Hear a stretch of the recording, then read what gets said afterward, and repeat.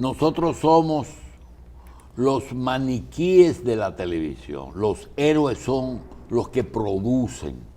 Murió uno de los grandes productores y directores de canales ayer, Héctor Capellán.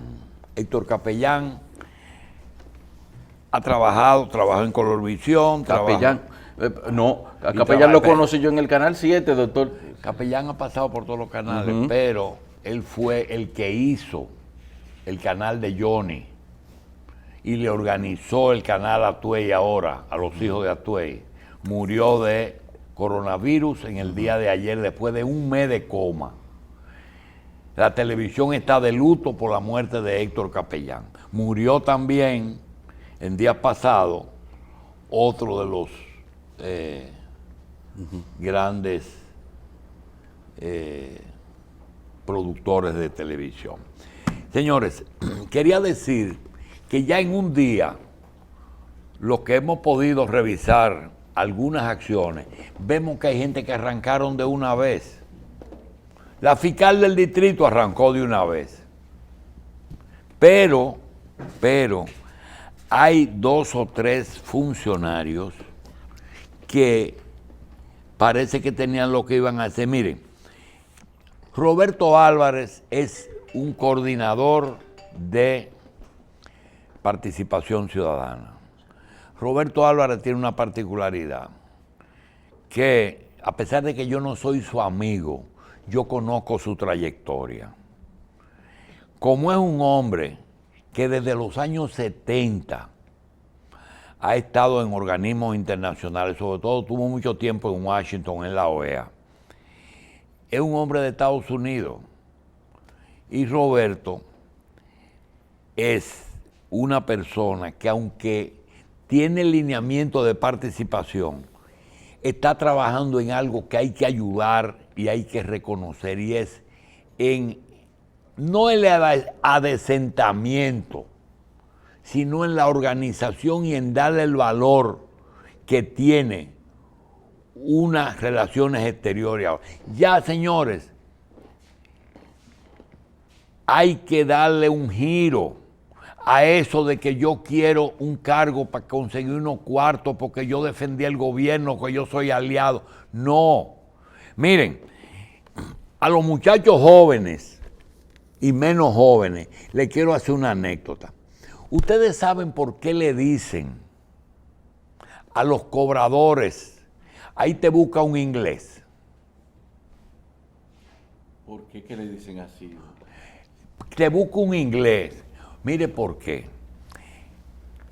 La mamá de las relaciones exteriores siempre fue Inglaterra. Siempre.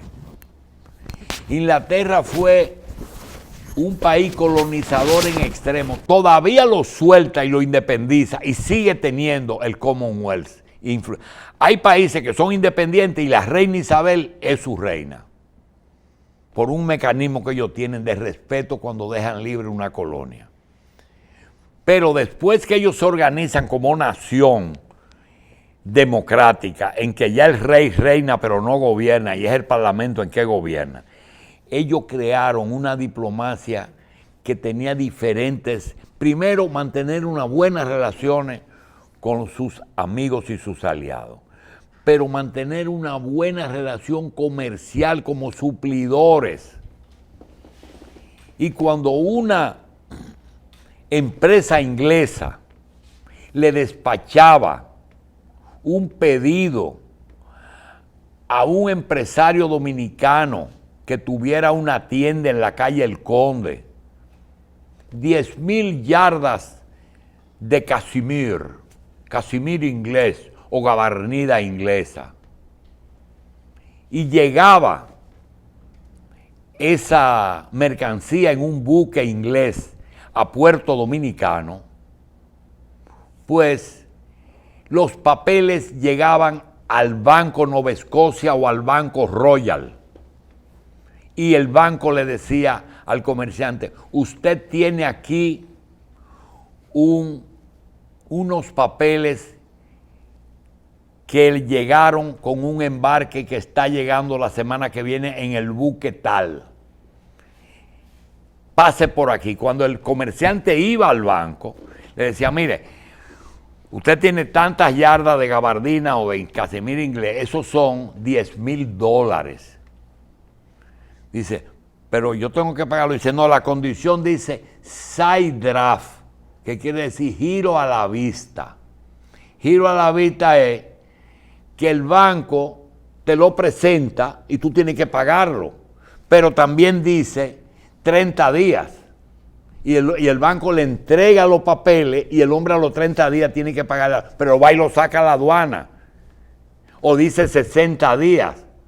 Cuando la casa de allá le daba 60 días al cliente, el banco inglés, que es el Royal o el Escocia, le daba esos días y a los 60 días, ya con la mercancía vendida, llegaba un cobrador y decía, mire, se le venció el giro que usted tiene en el banco.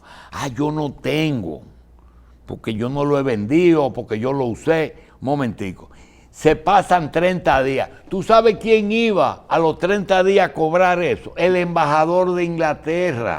Por eso que dice, te busque un inglés.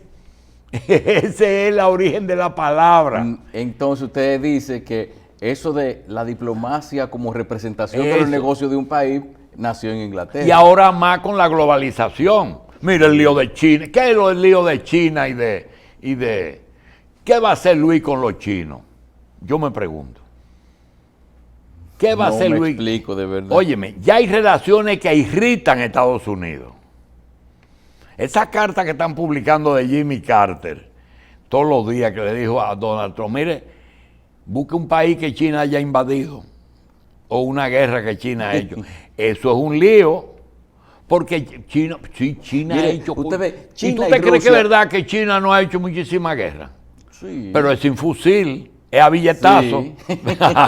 Cuando ellos llegan y te dicen, yo quiero el puerto de Montecristi. ¿Por qué tú quieres el puerto de Montecristi? Bueno, porque tiene dos usos. Primero, es el puerto más estratégico que hay en el Caribe, porque te queda cerca de Europa y cerca de Centroamérica. Que sí. Yo digo que si los descubridores de América hubieran sabido que que la principal potencia del continente iba a estar en Estados Unidos, la capital hubiera estado en Montecristi. Sí, lo que pasa es que Miguelito Vargas tuvo que hacer un cursillo para aprender eso. Pero Roberto Ambrosio Álvarez, así es que se llama. Sí. Roberto Ambrosio sabía eso desde antes de venir. Tiene 30 años en el cuerpo diplomático. No, y también los chinos y los rusos. Los rusos mediante inversiones también, porque usted sabe dónde están haciendo la vacuna. En países donde ellos están interesados en demostrar su fuerza. Mi hermano, mire, sobre vacuna y medicina, eso es otro problema. Sí, okay. Porque cuando tiren esa vacuna y te digan, República Dominicana consiguió 7 millones de vacunas a $10, ¿cuánto es? 7,000 millones o 700 millones. No, 700 millones. Ayúdame. ¿Cuánto? 70 millones, nada más. Oye, pero ¿sabes lo que te van a decir? 7 millones a $10, 70 millones de dólares. Pero después te dice, tienes que ponerte refuerzo. Te tienes que poner refuerzo. No, ¿y cómo que te dice Óyeme. que los chinos te dicen, Óyeme. te tengo esto, pero no te lo dan? Así como- No, los chinos hicieron un cursillo con Ramfi. Cuando Ramfi se fue, lo sacó Balaguer, estaba rabioso y dijo, a ustedes los dominicanos lo que hay que ofrecerle y no darle. Con ofrecerle ya. Yo tengo Bueno. muchos amigos que son así. Está bien. Bueno. Que dicen, mira, tú tienes el placer de ser amigo mío. Yo tengo mucho cuarto. Eres tú. Sí. Señores, Doctor, sigue. ¿Quién? José. ¿Está aquí? ¿Lo conseguiste? Sí. José Israel, bienvenido. Bienvenido usted de aquí, yo hace rato que estoy esperando. Sí. No, Hace rato. José, El audio aquí. bien. Vamos a ver. José, bien. mira, como tenemos el problema de los que tengo yo, tú no, de que estoy loco para que pase esto y ven y te sienta, porque son tantos los temas que la gente llama, que evalúe el discurso de eso. Pero la pregunta más que me cautivó fue una más que me llegó de los países, que dice, dígale al ingeniero Cuello que hable un poquito del tránsito del PRD al moderno, al PRM, a lo que hoy inauguraron aquí. Desde que llegó Juan Boy Peña Gómez hasta Luis Abinader. Como partido político, si es lo mismo, si son cambios normales o si es otra cosa. Pero yo tengo mi propia agenda, naturalmente. Por lo general se vulnera, mejorando lo presente. Entonces vamos a dejar, vamos a dejar Y la se le parte. agrega, espérate, el tema de Miriam y la carta con Balaguer hay que tratarlo, porque ya le condiciona a uno la agenda, es natural. Balaguer hablaba para el interlocutor con ese mismo respeto y esa misma grandeza con que él trata a Miriam. Trataba a Enrique Pérez, y Enrique Pérez veía por los ojos de Balaguer. De manera que no hay que expresar más nada. Él era, lo he definido, un poliedro de infinitas caras. O sea, una bola de esa de baile, con muchos cuadritos y luces por todos los lados. Tú estabas viendo de un lado y el otro lado estaba Enrique Pérez. O cualquiera de sus... con militones. De manera que si él hablaba contigo, era grato para ti. El El discurso, próximo José, que llegaba el también discurso. salía contento. El De manera discurso. que, El discurso. antes del discurso, el carro. Porque antes del discurso llegó un carro Tesla y es un hecho político. ¿Qué? Es un hecho político El carro y, Tesla. en un sentido muy Tesla. bueno.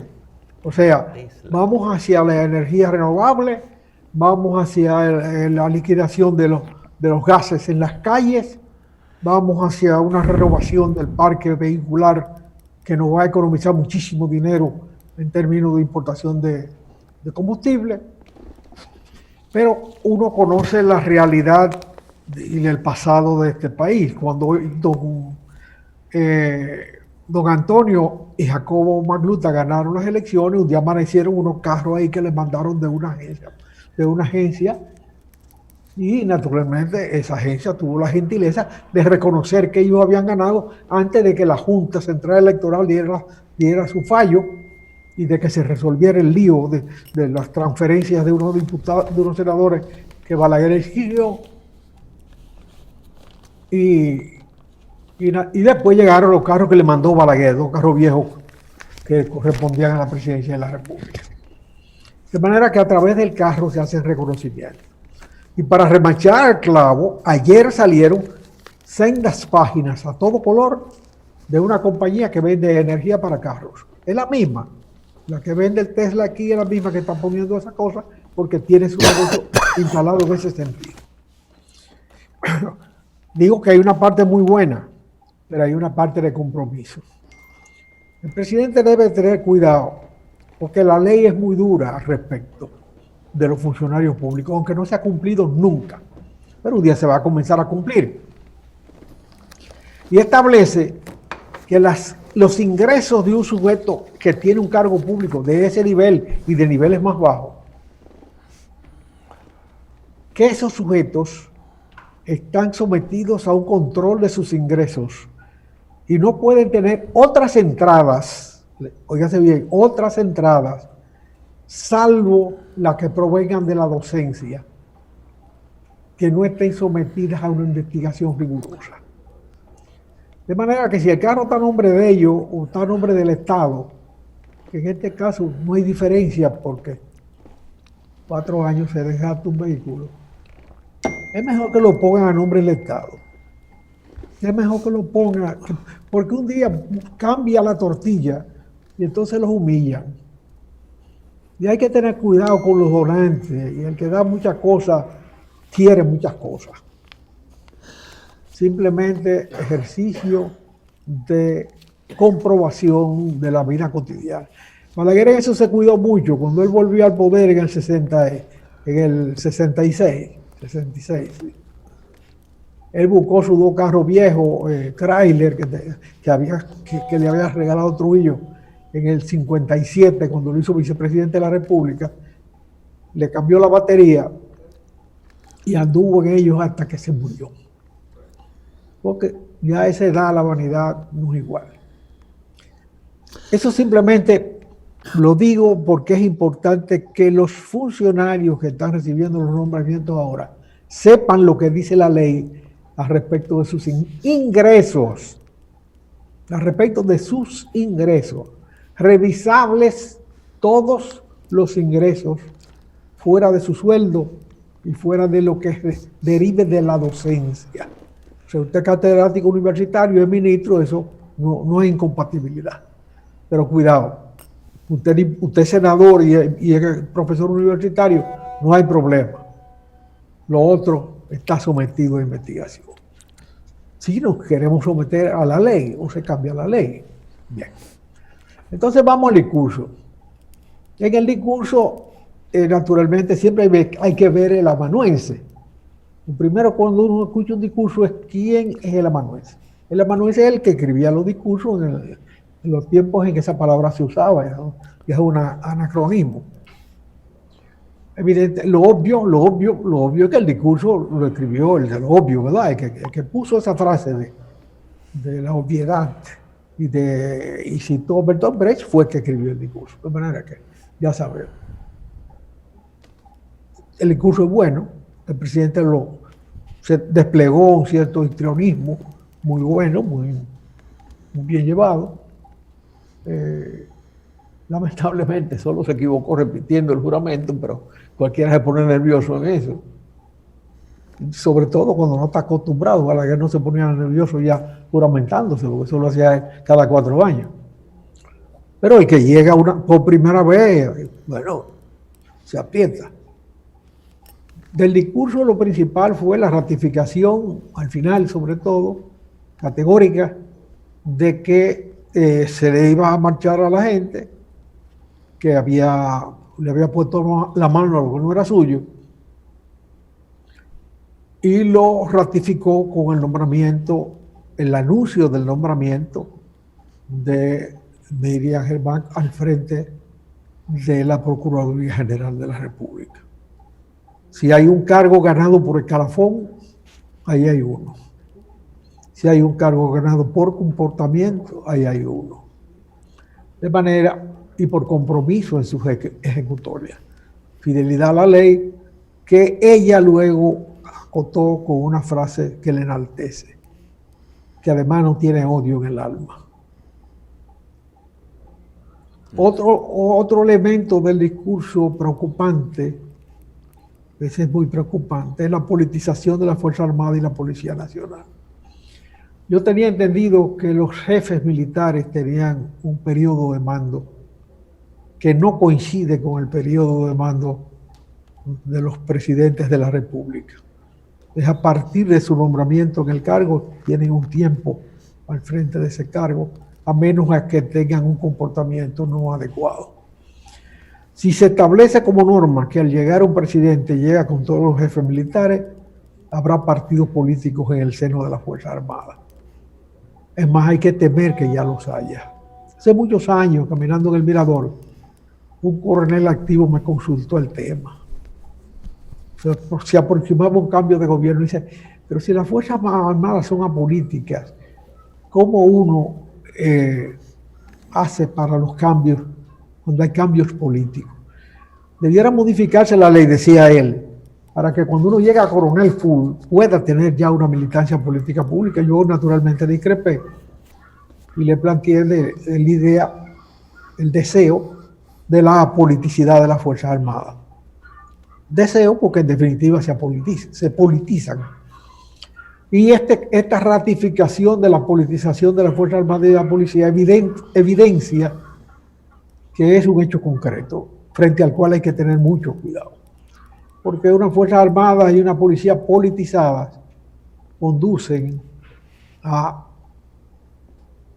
Eso no indica que la Fuerza Armada y la policía no puedan votar. Yo creo que deben votar como ciudadanos. individualmente. Pero hacer militancia política, hacer núcleos políticos, hacer facciones políticas en las Fuerzas Armadas de cara a los cambios de gobierno, me parece que va contra los preceptos constitucionales. Estas son mis observaciones acerca de el discurso del presidente. José. Sobre los nombramientos hay muchos muy precisos, muy adecuados. Naturalmente hay otros que uno no conoce porque ya cambian las generaciones. Es otro tiempo, hay otros nombres. En un partido que es hijo del PRD, en el sentido más estricto de la palabra, donde abundan los hijos del PRD. José. Hay un nieto del Máximo Lobatón Vitalúa, el senador del PRD por el distrito la mayor parte del tiempo. Bueno, pero él tiene méritos propios para el cargo que recibió. Pero esa continuidad de las familias en los partidos está muy enraizada en el paquete de nombramiento. ¿Tú me preguntabas algo? No. ¿Alguien preguntó?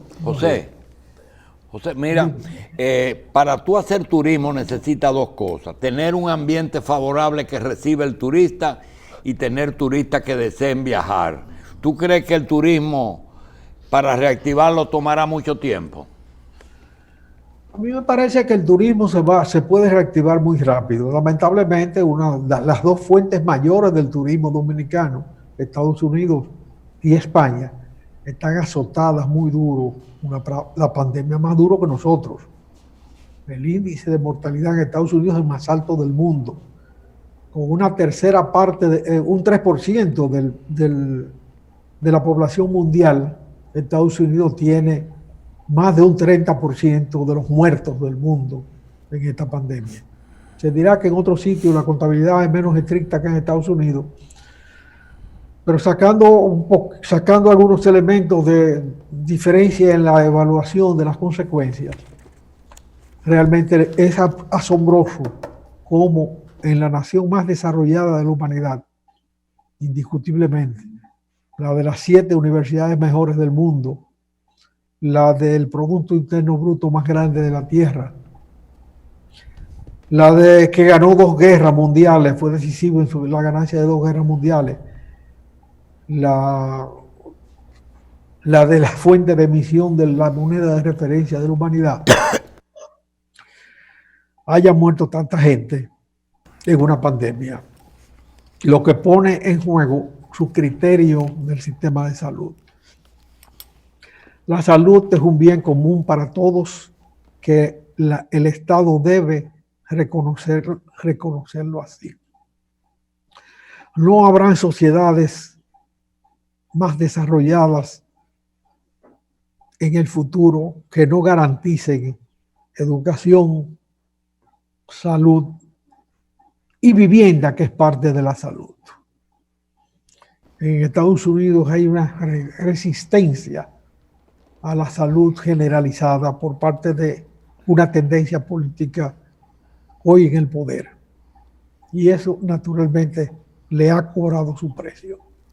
El ser humano, que es parte del conjunto económico, necesita, para ser pleno en la sociedad creada, tener una vivienda adecuada, que es parte de la salud, una salud garantizada y una educación que le permita integrarse a la vida para ser útil en la vida que hoy existe, a la cual no se puede llegar como analfabeta y que no puede tener como requisito la posibilidad de pagar una educación o pagar una salud o pagar una vivienda simplemente. Hay que hacer como las abejas, seguir construyendo todos los días viviendas para todos los que van a necesitar viviendas después. De manera que esos factores evidentemente en Estados Unidos no se cumplen. Los hacinamientos que tiene el dominicano aquí se han trasladado allá. Siguen durmiendo 4 en una cama y probablemente se han inoculado en la vida norteamericana. El hacinamiento en la vida íntima norteamericana de los pobres no es distinto al de aquí. El de aquí es más precario porque el clima lo permite. Allá sencillamente el clima obliga a resguardarse un poco más. José. En cuanto a la reactivación del turismo, volvamos a ello, porque nos desviamos. Teniendo las dos fuentes mayores del turismo posible o del turismo acostumbrado afectadas por la pandemia en el punto más alto ambas, lo único que garantiza la reactivación del turismo es la vacunación garantizada, la vacunación no, el examen garantizado del turista al llegar al país. Todo aquel que llegue para el turismo debe tener un examen de su salud precario, dirigido, focalizado en el tema de la pandemia, que permita poner en cuarentena, no en una cuarentena de castigo, sino en una cuarentena de contaminados. Decirle, señor, usted iba al hotel tal, pero no, ese hotel no está habilitado para contaminados, pero usted va a disfrutar en tal hotel que sí está y es de la misma cadena o tiene los mismos intereses o la misma calidad. El ministro de Turismo tiene mucha habilidad para ese tipo de cosas y puede organizarlo. Pero hay que garantizar a todo el que llega, por la garantía nuestra también, de que va a ir al enclave turístico. Dime quién es que va a llegar. Yo sé que tú el que llega hay que chequearlo, que hay que recibirlo, que hay que... Pero ¿quién va a venir a salir de su país para turistear aquí si tienen problemas allá? Lo va a traer el dueño del hotel, Julito. El 90 y pico % de los hoteles son de dueños extranjeros. Ellos son los que tienen que llenarlo. Ellos van a buscar cómo traerlo. Ahora nosotros tenemos que preservar nuestra salud y preservar la salud del turista que llega sano. Está bien. Por lo tanto, el examen en el aeropuerto tiene que ser riguroso.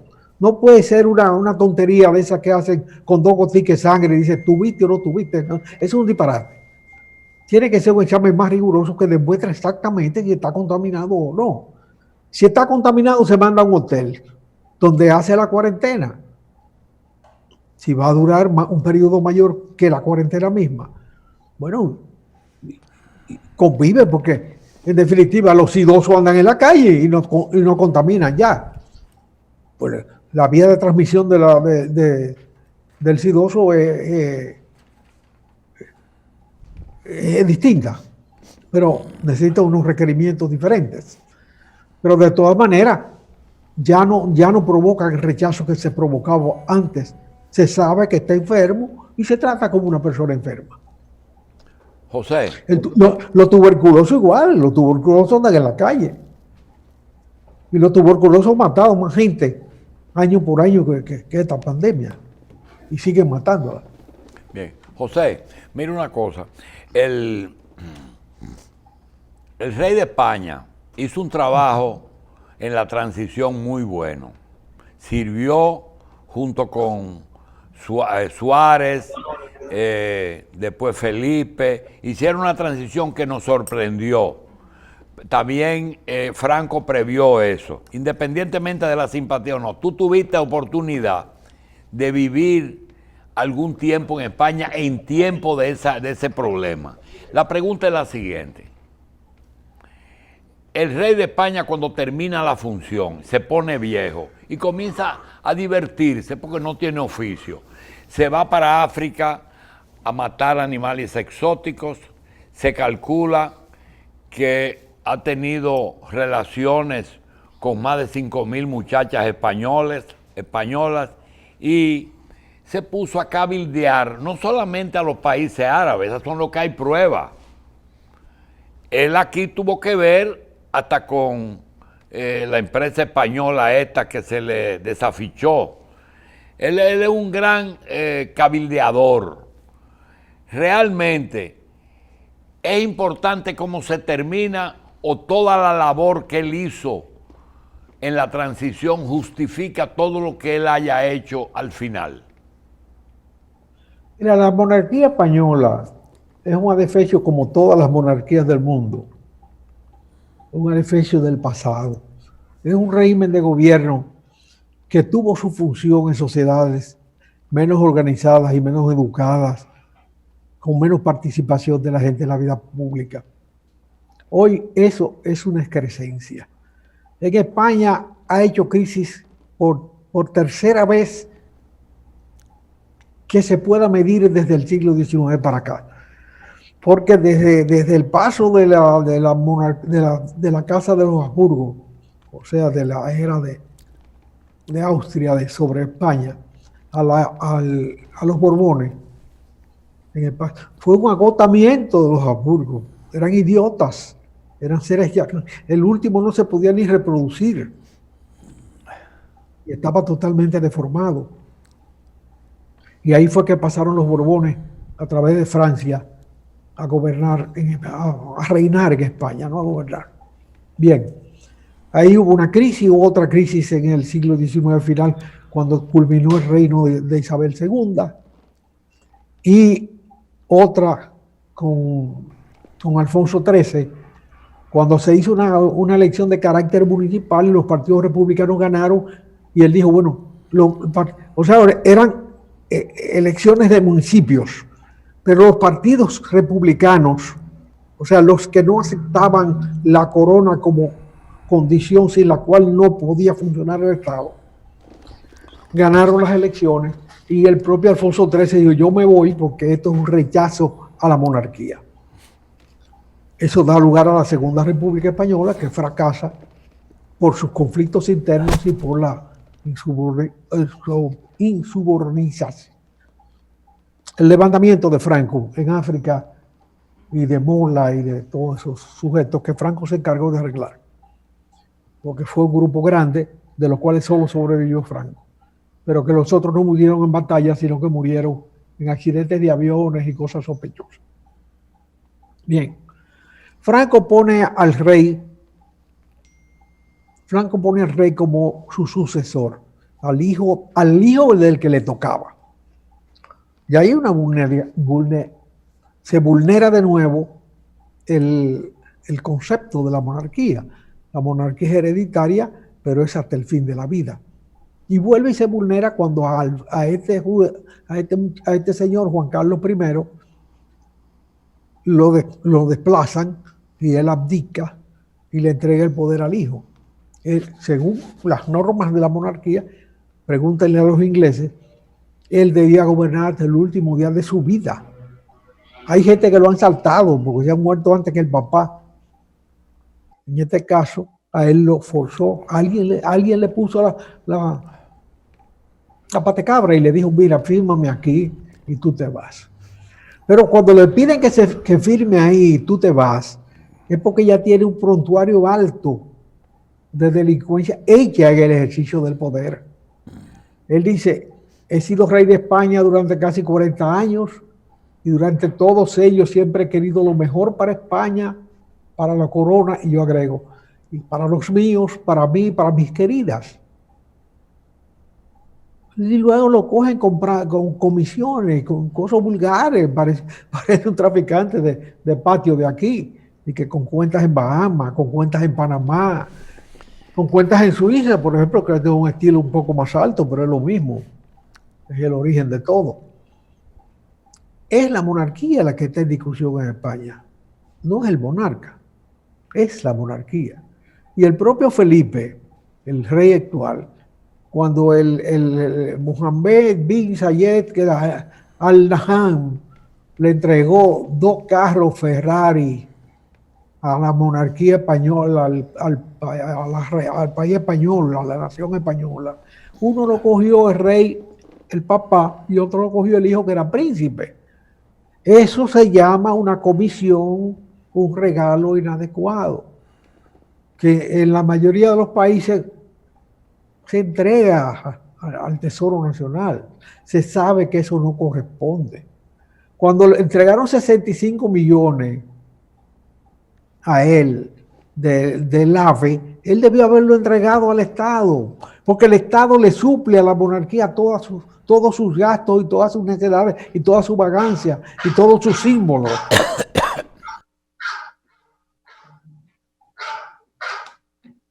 De manera que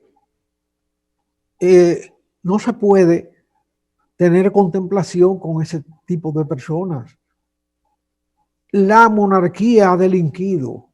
La monarquía está en discusión en España. Lo que es deseable es que teniendo una sociedad más madura para una vida republicana, esta vez la república no fracase. Eso es deseable. Eso es un elemento en el cual hay que tener mucho cuidado de que no se le vaya la mano, de que no pretendan llegar a estadios que no están en discusión hoy, sino a lo que hoy es posible.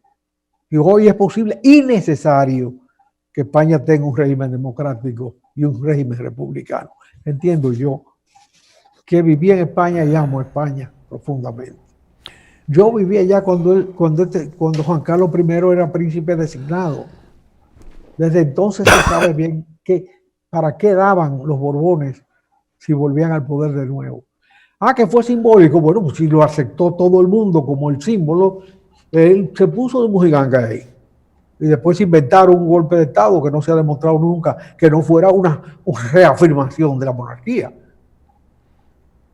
Incluso por las penas que le pusieron a los sublevados y las penas que cumplieron, uno se da cuenta que fueron partícipes de un juego para consolidar un atrabanco que se había inventado Franco y los franquistas.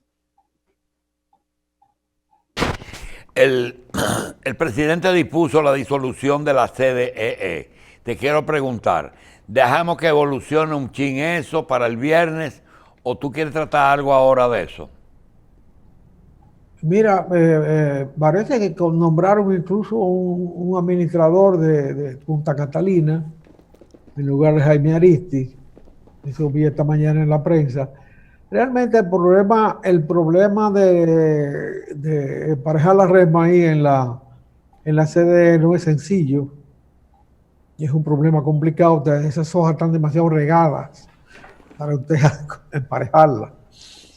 Eso es complicado. Yo no sé qué se va a hacer con una cosa que la ley dice que no debiera existir hace 20 años. No es posible. Eso no tenía por qué seguir existiendo. Lamento mucho que Ramón Alburquerque vaya a un cargo que no tiene la significación que merece su talento y su lucha. Ya lo nombraron en las energéticas de agua, en las hidroeléctricas, como presidente del consejo, y nombraron un administrador general del cual no tengo la ficha, no conozco. Bien. José, tenemos un amigo tuyo, después de la pausa te invitamos a verlo, Apolinar Veloz, que nos va a hablar de algunas cosas de la economía. José Israel Cuello, gracias, nos vemos el viernes y adelante, Carlos. Bien, gracias. Recordarles a ustedes que LIR Comercial continúa durante lo que resta de este mes con su descuento de hasta un 65% en mercancía seleccionada. LIR Comercial con todo para el hogar y muchas cosas para su negocio.